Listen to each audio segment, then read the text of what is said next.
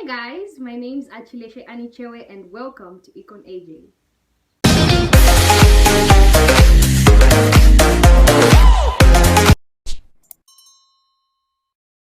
So I'm sure you've seen from the title down there that in this video I'll be talking about some of the common market structures that exist in an economy. Okay, so let's get started on that. So the first market structure I'll be talking about is perfect competition. So with perfect competition, this is a market characterized by one, there are many buyers and many sellers. So that's the first characteristic of a perfect competition, There are many buyers and many sellers. Two, there are no barriers to entry. So individuals are free to enter or leave the market. So there are no barriers to entry or exit of the market. That's the second characteristic of perfect competition. The third is they are homogeneous goods. So the goods in a perfectly competitive market are homogeneous. By homogeneous, we simply mean they're exactly the same. So yeah, the goods are exactly the same. There are many buyers and many sellers, and also they are free. There are no barriers to entry. Then the last characteristic I'll talk about is the profit they make. So in this type of market structure, they make normal profits. Okay. So a good example of a perfectly competitive market, you would say maybe the vendors who sell tomatoes in the market. So there are many, you can agree with me to say there are many people selling tomatoes and there are also many people willing to buy tomatoes. So that's a very good example of a perfectly competitive market. So the second market structure I will be talking about is a monopoly.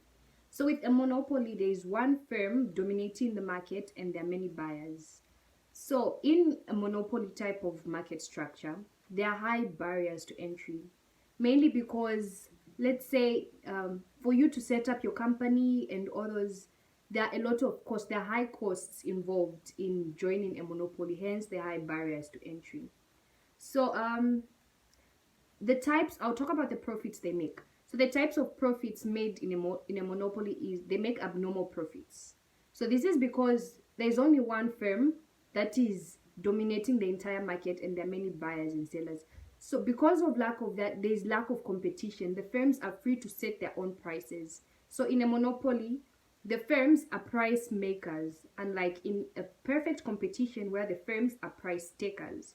So I forgot to mention this in the perfect competition. One more characteristic about perfect competition is that the firms are price takers.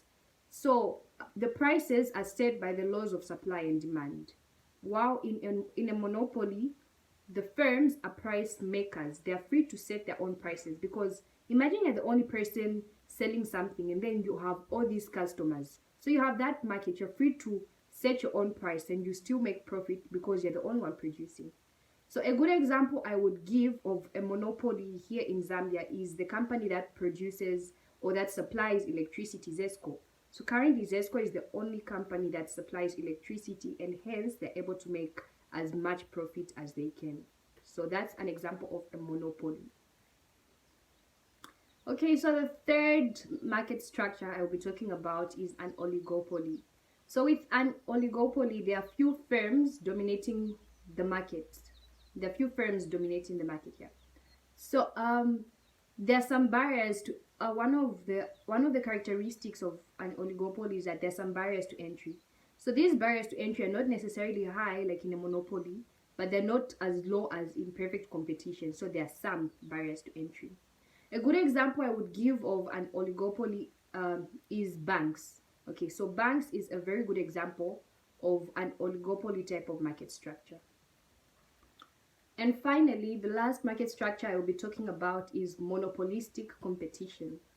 So with monopolistic competition, it is very similar to perfect competition in that there are many buyers and many sellers, there are low barriers to entry. You know, it's very similar to perfect competition.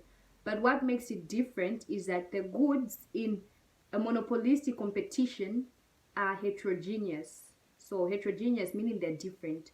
Or in other words, you can say the goods in a monopolistic type of competition are differentiated. So a good example would be restaurants. Okay, so you can think of, let's say, restaurant A and restaurant B. So both of these restaurants are going to have chicken, but the way in which they prepare the chicken is different. So it is the same product, which is chicken, but it is being differentiated. So that's with a monopolistic type of competition. So that is all I had for you guys in this video. I hope you liked it. I hope you've enjoyed. I hope you've learned something. Don't forget to like this video, subscribe to my channel if you haven't yet subscribed, and don't forget to ring that notification bell so that you're notified when next I post a video. Thank you for watching, and bye-bye.